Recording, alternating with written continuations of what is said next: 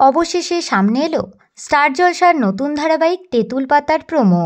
টেলিপাড়ার গুঞ্জনই সত্যি হলো।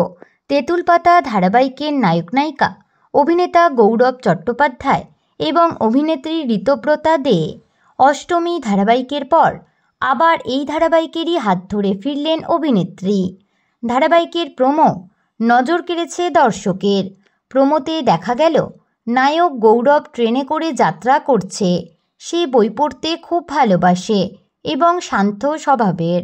অন্যদিকে নায়িকা চঞ্চল প্রাণবন্ত। বিয়ের দিন পালিয়ে এসে ট্রেন ধরতে যায় নায়িকা। ট্রেন ছেড়ে দেওয়ায় দৌড়াতে থাকে সে। নায়ক হাত বাড়িয়ে এগিয়ে দেয় নায়িকার দিকে। এরপর দেখা যায় নায়িকা এক নাগাড়ে বকে চলে, যা দেখে বিরক্ত হয়ে ট্রেনের কামরায় এসে বসে পড়ে নায়ক। এদিকে তার পাশে বসেই ট্রেনের যাত্রীদের সঙ্গে বকে চলেছে নায়িকা।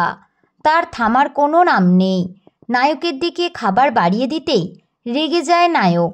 ট্রেন থামলে সেই একই স্টেশনে দুজনেই নেমে পড়ে। নায়িকা দৌড়াতে গিয়ে নায়কের ওপর পড়ে যায়।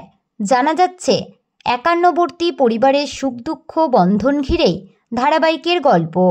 তো বন্ধুরা, তেঁতুল পাতা ধারাবাহিক দেখতে কে কে ইন্টারেস্টেড কমেন্টে অবশ্যই জানাতে পারেন।